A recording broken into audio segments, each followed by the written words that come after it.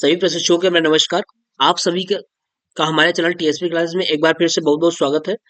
तो दोस्तों, आज हम इस वीडियो में बात करने वाले हैं यूपी डीलर अर्थात बीटीसी फर्स्ट सेमेस्टर के मैथ के बारे में बात करने वाले हैं। जैसा कि इसके पहले इसका एक पार्ट कराया जा चुका है।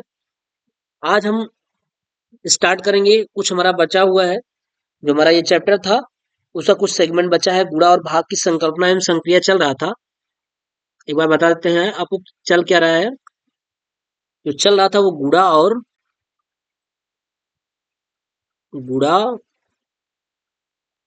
और भाग की संकल्पना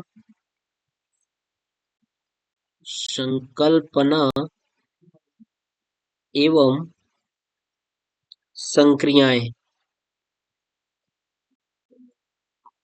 यही हमारा अध्याय चल रहा है। इसका एक पार्ट कराया जा चुका है, आप वीडियो में जाके देख लीजिएगा, आपको मिल जाएगा।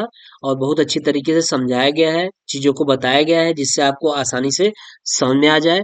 टीएसपी क्लासेस आपके लिए बिल्कुल वही चीज प्रोवाइड करा रहा है और वही वही चीजें आपको पढ़ा रहा है, जो आपके लिए बहुत ही बेहतर होगा, बहुत ही अच्छा होगा, बहुत ही उसका कहीं ना कहीं उसका रिजल्ट बहुत अच्छा आएगा। तो और बहुत ही सरल बेस में पढ़ाया जाएगा आपको, इसलिए आप पिछले वीडियो को जाके देख लीजिए। उसके बाद उसके आगे से ये चीजें हैं। तो हम लोग चलिए स्टार्ट करते हैं। यहाँ पे ये दे रखा है कि शून्य से पूर्ण संख्याओं में भाग का परीक्षण, यानी भाग का प्रगुण कर लीजिए या फिर परीक्षण कर लीजिए।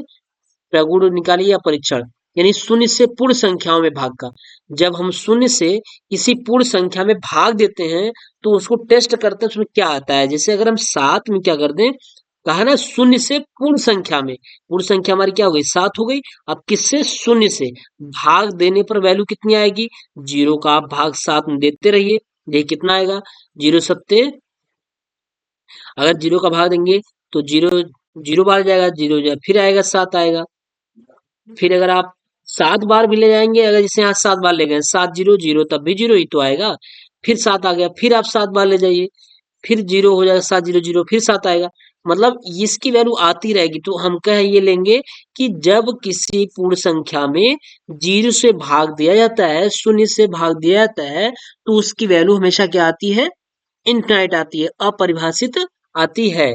लेकिन अगर इसका उल्टा कर देंगे, आप जीरो में 7 से भाग देंगे, 7 जीरो जीरो कितनी बार जाएगा, जीरो बार जाएगा और ये कट जाएगा। लेकिन ऐसा यहाँ पे नहीं है, यहाँ पे ये कहा गया है शून्य से, किससे, शून्य से पूर्ण संख्याओं में, यानी पूर्ण संख्याओं में किससे भाग देना है, शून्य से भाग देना है।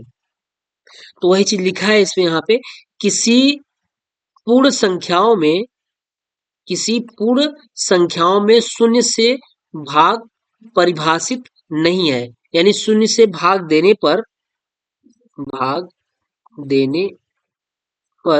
वह क्या नहीं है, वह परिभाषित नहीं है। यहाँ थोड़ा सा बना लीजिएगा, किसी पूर्ण संख्याओं में शून्य से भाग देने पर वह परिभाषित नहीं है, यानी अपरिभाषित आता है वो, जिसको बोलते हैं इनफिनाइट। क्योंकि शून्य से भाग देने पर भागफल शून्य ही प्राप्त नहीं हो सकता। वो भागफल क्या होगा, शून्य प्राप्त नहीं होगा। जैसे ये बताया गया है, 10 में जब जीरो से भाग दिया गया तो जीरो नहीं प्राप्त होगा, क्या आ जाएगा, अपरिभाषित, इनफिनाइट आ जाएगा। 50 में जीरो से भाग देंगे तब भी इनफिनाइट। 400 में अगर जीरो से भाग देंगे तब भी वैल्यू कितनी आएगी, इनफिनाइट आएगी, जिसको बोलते हैं अपरिभाषित। यही बोलते हैं, यहाँ पे लिखा गया है अपरिभाषित। ठीक है, ये रहा शून्य से पूर्ण संख्याओं में भाग का परीक्षण। ठीक, अगली बात कर लेते हैं हम कि पूर्ण संख्याओं में एक से भाग का परीक्षण। जब हम किसी पूर्ण संख्या में एक से भाग देते हैं तब क्या प्राप्त होता है, इस चीज को देख लेते हैं। तो यहाँ लिखा है, किसी पूर्ण संख्या में एक से भाग देने पर भागफल क्या होता है, वही संख्या प्राप्त होती है, वही संख्या प्राप्त हुई। जैसे अगर 10 में एक से भाग दिया गया तो एक 10 में 10, 50 में एक से भाग दिया है तो एक 50 में 50। जैसे अगर हम 2 में एक से भाग देंगे तो एक दुख के 2 आ जाएगा, 3 में भाग देंगे तो एक तिक के 3 आ जाएगा, यानी वही संख्या प्राप्त हो जा रही है। पूर्ण संख्या में एक से भाग देने पर क्या हो जाता है, वही संख्या प्राप्त हो जाती है। 50 में एक से भाग दिया 50 आया कि नहीं आया, आया है, बिल्कुल वही चीज है। तो वही कहा है कि भागफल वही प्राप्त होता है। तो एक बार हम क्या किए, पूर्ण संख्या में एक से भाग दे दिए, और एक बार क्या किए कि शून्य से हम भाग दे दिए, पूर्ण संख्या में शून्य से भाग दे दिए। तब भी देख लें क्या हुआ, और एक से भागने पर क्या हुआ, इस चीज को भी हम आपको दिखा दिए आपको। चलिए अगला देखिए, फिर कह रहा है शून्य में किसी शून्येतर पूर्ण संख्या से भाग का परीक्षण। यानी शून्य में किसी शून्येतर पूर्ण संख्या से भाग का परीक्षण, भाग का टेस्टिंग करेंगे तो क्या निकलता है, उस चीज को देखते हैं। देखिए लिखा है, शून्य को किसी शून्येतर पूर्ण संख्या में विभाजित करें तो भागफल शून्य प्राप्त होता है। जैसे अगर हम जीरो में 10 से भाग देंगे तो 10 जीरो जीरो आएगा। अगर हम 50 में जीरो से भाग देंगे तो कितना आएगा, जीरो के सामने जीरो बार आएगा। अगर हम 20 में जीरो से भाग देंगे, जीरो के सामने जीरो, है ना। तो उसकी वैल्यू क्या आ जाएगी, शून्य में किसी शून्येतर पूर्ण संख्या से भाग का जो परीक्षण होता है वो हमेशा उसकी वैल्यू कितनी आती है, जीरो आती है। इस चीज को ध्यान रखिएगा। चलिए ये हो गया। अगला कह रहा है कि किसी शून्येतर पूर्ण संख्या में उसी शून्येतर पूर्ण संख्या से भाग का परीक्षण। यानी किसी शून्येतर पूर्ण संख्या में, शून्येतर का मतलब जिसमें शून्य ना लगा हो, शून्य ना लगा हो, शून्येतर पूर्ण संख्या में उसी शून्येतर पूर्ण संख्या से भाग का परीक्षण करना है। तो ऐसा नहीं है कि जैसे 3 दिया है तो अभी शून्येतर शून्य से हम भाग दे रहे थे, ऐसा नहीं है। यानी जो भी संख्या है उसी संख्या से भाग, जैसे 30 है तो 30 से ही भाग दें, तब उसकी वैल्यू कितनी आती है। 50 है तो 50 से ही भागें, तब उसकी वैल्यू कितनी आती है। इसी चीज को देखना है। तो किसी शून्येतर पूर्ण संख्या में उसी शून्येतर पूर्ण संख्या से, यहाँ पे लिखा है उसी शून्येतर पूर्ण संख्या से भाग का परीक्षण क्या है। तो यहाँ यह है, किसी शून्येतर पूर्ण संख्या में उसी शून्येतर पूर्ण संख्या से भाग देने पर भागफल सदैव क्या प्राप्त होता है, एक आता है। भागफल सदैव एक आता है या एक प्राप्त होता है। जैसे दिखाया गया है, 3 में 3 का भाग दिए हैं। फिर 5 में अगर आप 5 का भाग दे देंगे तो 5 5 भाग देंगे कितना आएगा, एक आएगा। 10 में अगर 5 का भाग देंगे तो कितना आएगा, सॉरी माफ करिएगा, कह रहा है उसी संख्या से भाग देना है। 10 में 10 का भाग देंगे कितना आएगा, एक आएगा। 20 में अगर 20 से भाग देंगे तो कितनी आएगी वैल्यू, 20 में 20 भाग देने से वैल्यू कितनी आती है, एक आ जाती है। कितनी आ जाएगी, एक आ जाएगी। तो यही किसी शून्येतर पूर्ण संख्या में उसी शून्येतर पूर्ण संख्या से भाग का टेस्टिंग हो गया। क्या हो गया, टेस्टिंग, है ना। यही परीक्षण हुआ, टेस्टिंग हुआ आपका। तो इस चीज को ध्यान रखिएगा। फिर आता है, अब ये भाग वाला खत्म हो गया पूरी तरीके से, गुणा हो गया, जोड़ गुणा भाग हो गया। ठीक है। अब एक यहाँ से प्रश्न बनता है, प्रश्न पूछा जाता है। जब आप, अभी तो आपका एग्जाम है नहीं, अभी तो सेकेंड सेमेस्टर और फोर्थ सेमेस्टर का, इस समय सेकेंड सेमेस्टर और फोर्थ सेमेस्टर का एग्जाम चल रहा है। इसके बाद आप ही का नंबर होगा, फर्स्ट सेमेस्टर और थर्ड सेमेस्टर। इसके बाद आप दोनों लोग का नंबर होगा। अभी तो सेकंड और फोर्थ चल रहा है, जो कि आज पहला पेपर सेकंड का था। फोर्थ का भी तो नहीं है, मतलब 2 दिन बाद है।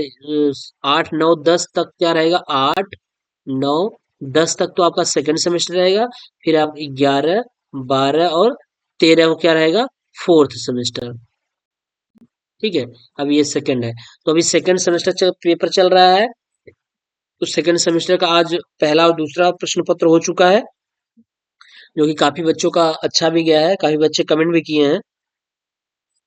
तो आपको इसलिए बताया जा रहा है क्योंकि आप भी लगे रहिए, नहीं तो लास्ट में पछताना जैसा हो जाता है कि अगर पहले और पढ़े होते, इस चीज को पढ़ लिए होते तो आज चीजें और भी क्लियर हुई होती हैं। तो इसीलिए कहा जा रहा है कि आप बिल्कुल मैथ के साथ लग जाइए, मैथ को पढ़ते रहिए, कंटिन्यूटी करते रहिए, कंटिन्यू बनाए रहिए मैथ में, जिससे कोई दिक्कत ना हो। तो चलिए, एक इम्पॉर्टेंट है भाजक भाज्य भागफल व शेषफल में संबंध। इसमें संबंध क्या होता है, इस चीज को देखते हैं। तो भाज्य बराबर होता है, तो ये चीजें आप सभी को लगभग लगभग पता होगा, अगर जिसको नहीं भी पता होगा तो यहाँ पे देख लेगा, हम इसको समझा दे रहे हैं।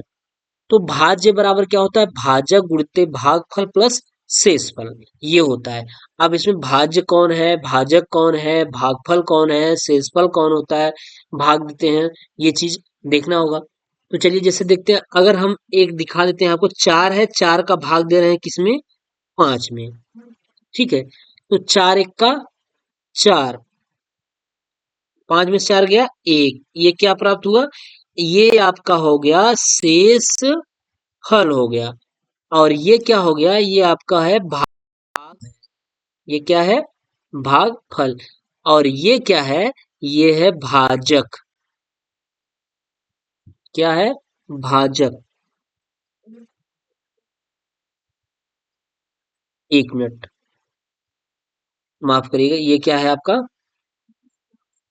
जैसे देखिए, अगर हम यहाँ पे रखते हैं, भाज्य निकालते हैं 5 है, और भाजक कितना है? 4 है।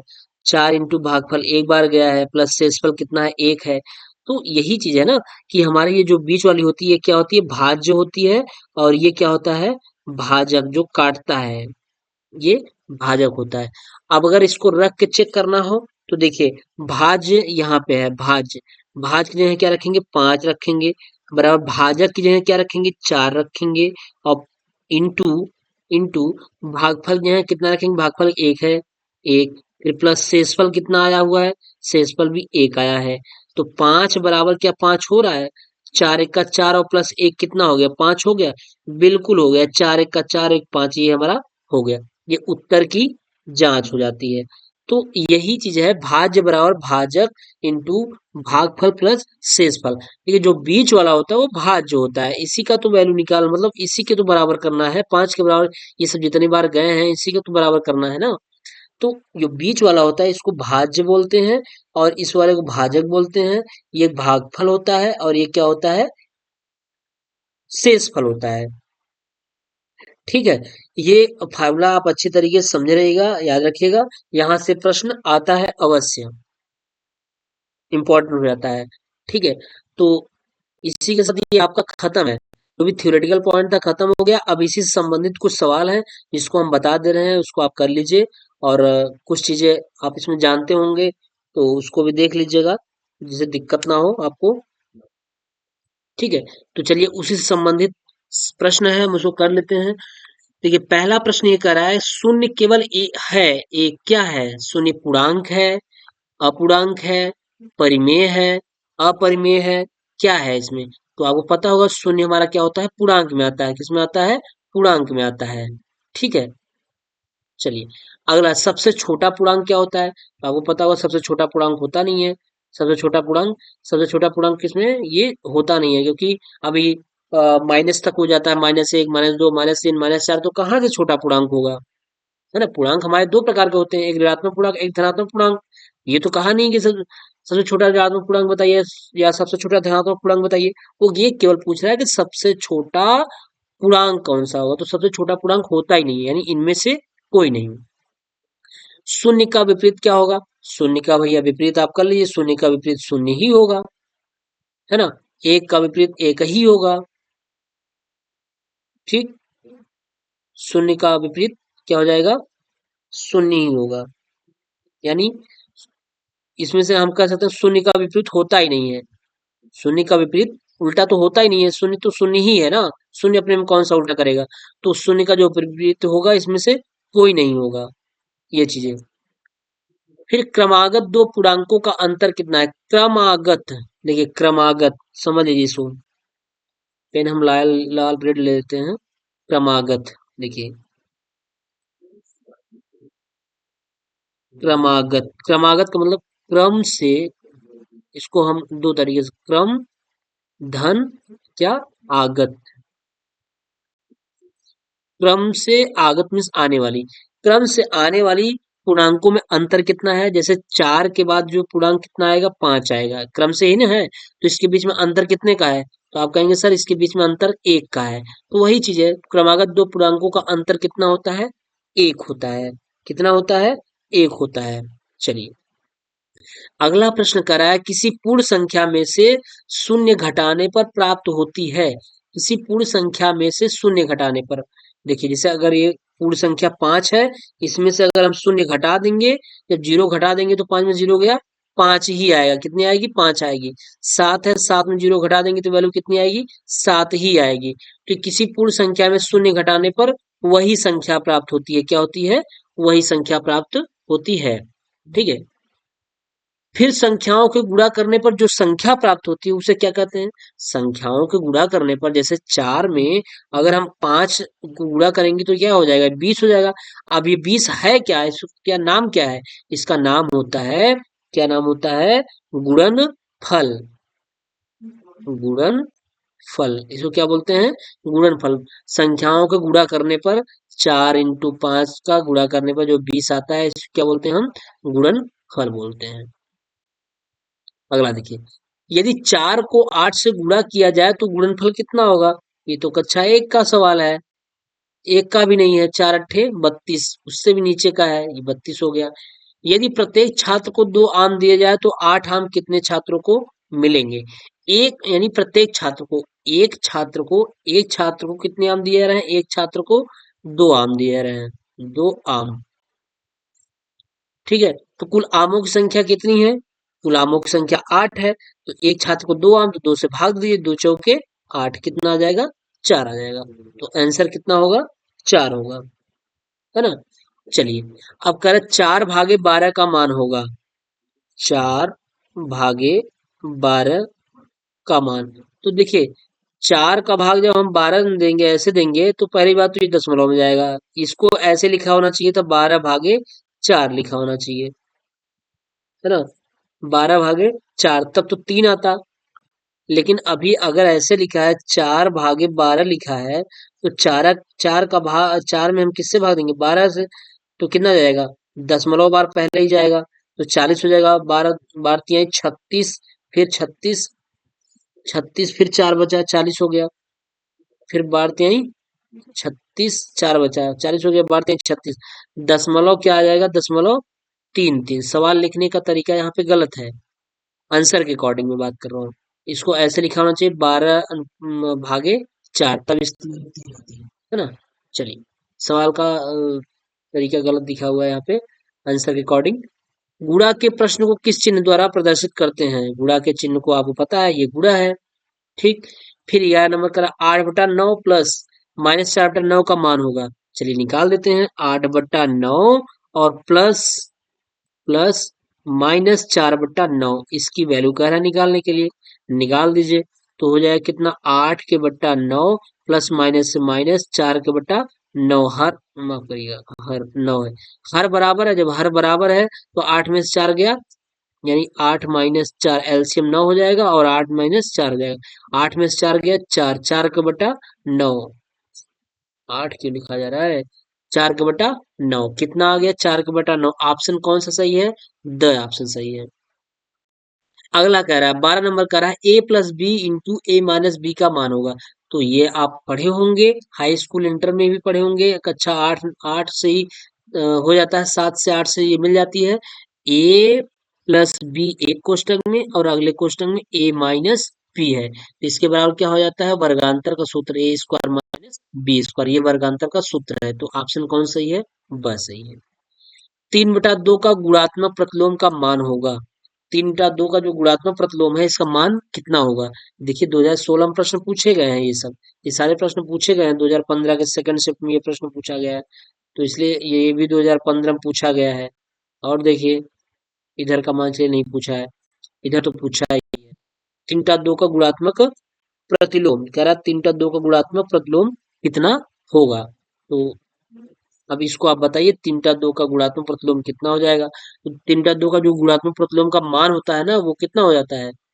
जैसे 3/2 है, इसके गुणात्मक प्रतिलोम का मान क्या हो जाना चाहिए? 2/3 हो जाना चाहिए, जिससे एक कट करके वैल्यू कितनी आ जाए? 1 आ जाए। कट के कितना आ जाए? वैल्यू 1 आ जाए। तो 13 का कौन सा गुणात्मक प्रतिलोम का मान कितना होता है? अगर हम देखिए, गुणात्मक प्रतिलोम पूछा होता तो गुणात्मक प्रतिलोम तो 2/3 होता, लेकिन गुणात्मक प्रतिलोम का मान कितना होता है? इसका मान कितना हो जाता है? 1 हो जाता है। इसकी वैल्यू कितनी हो जाती है? 1। जैसे 3/2 का गुणात्मक प्रतिलोम कितना होता है? 2/3 होता है ना? क्योंकि इसमें जब आपस में गुणा किया था तो 3 से 3 और 2 से 2 कट कट जाता है, तो इसकी वैल्यू कितनी होनी चाहिए? 1 आना चाहिए, इसका मान 1 आना चाहिए। तो इसलिए यहाँ जो पूछा है गुणात्मक प्रतिलोम का मान कितना होगा, इसलिए इसका आंसर क्या होगा? 1 होगा। अगर पूछता है गुणात्मक 3/2 का गुणात्मक प्रतिलोम क्या होगा, तो गुणात्मक प्रतिलोम 3/2 का कितना होता है? 3/2 का गुणात्मक प्रतिलोम 2/3 हो जाता। ठीक है, ये होता। अगला देखिए, कह रहा है ए माइनस बी माइनस टू ए को सरल करना है। इसको सरल कर दीजिए, कोई दिक्कत नहीं। ए माइनस के अंदर गुणा करा दीजिए, माइनस बी माइनस वाला माइनस माइनस प्लस हो जाएगा टू ए। टू ए और ए के कितना हो गया, थ्री ए माइनस बी हो गया। तो थ्री ए माइनस बी कोई है, थ्री ए माइनस बी, बिल्कुल ऑप्शन पहला ही सही है, थ्री ए माइनस बी सही है। 2016 में प्रश्न पूछा गया है ये।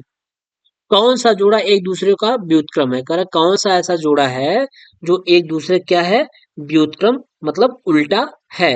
तो बताइए, एक बटा तीन, तीन टर्ना उल्टा है, बिल्कुल नहीं है। उल्टा मतलब ये एक बटा तीन है, इसका उल्टा तीन का एक होना चाहिए ना। एक बटा पांच, पांच बटा दस का उल्टा है, बिल्कुल नहीं है। पांच बटा छह, छह बटा पांच, ये देखिए ऊपर चला गया, ये नीचे चला गया, ये उल्टा है। इसको भी चेक कर लीजिए, चार बटा आठ, अगर हम चार के का चार, चार दूनी आठ कर दें, तो इसको हम लिखेंगे एक बटा दो और एक बटा दो, ये तो उल्टा है ही नहीं, ये तो जैसा तैसा लिखा है। तो ये इसका उल्टा क्या है, स वाला ऑप्शन सही है, पांच बटा छह, और पांच बटा छह का उल्टा छह बटा पांच। 2017 में, ये 2017 में प्रश्न ये पूछा गया है, देख लीजिए। फिर अगला प्रश्न करा है, 16 नंबर का रहा है कि फाइव एक्स माइनस थ्री का मान होगा, कह रहा है इसका वैल्यू कितनी होगी। तो हो जाएगा फाइव एक्स और प्लस सेवन एक्स, कोष्टक खोल दीजिए, माइनस कितना हो जाएगा तीन, सात पांच बारह एक्स माइनस कितना हो गया तीन। क्या बारह एक्स माइनस तीन कोई मिल रहा है, तो बारह एक्स माइनस थ्री ऑप्शन सब मिल रहा है। 2017 में ये प्रश्न ये भी पूछा जा चुका है। तो सोचिए कि कितने इंपॉर्टेंट प्रश्न है ये। फिर कह रहा है, निम्नलिखित में से पांच से विभाज्य संख्याएं हैं, ऐसी कौन सी संख्या है जो पांच से विभाजित होगी। तो ऑप्शन अ, ब, स, द दिया है, चार ऑप्शन दिया है।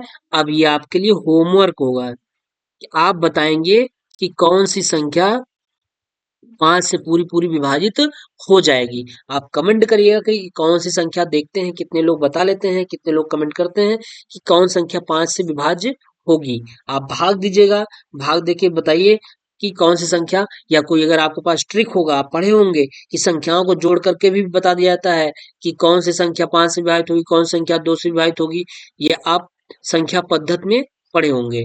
तो इसलिए इस चीज को आपको प्रश्न नंबर 27 का आंसर आपको बताना होगा, है ना। ये आपके लिए क्या है, होमवर्क है। ठीक, ये आपके लिए होमवर्क है।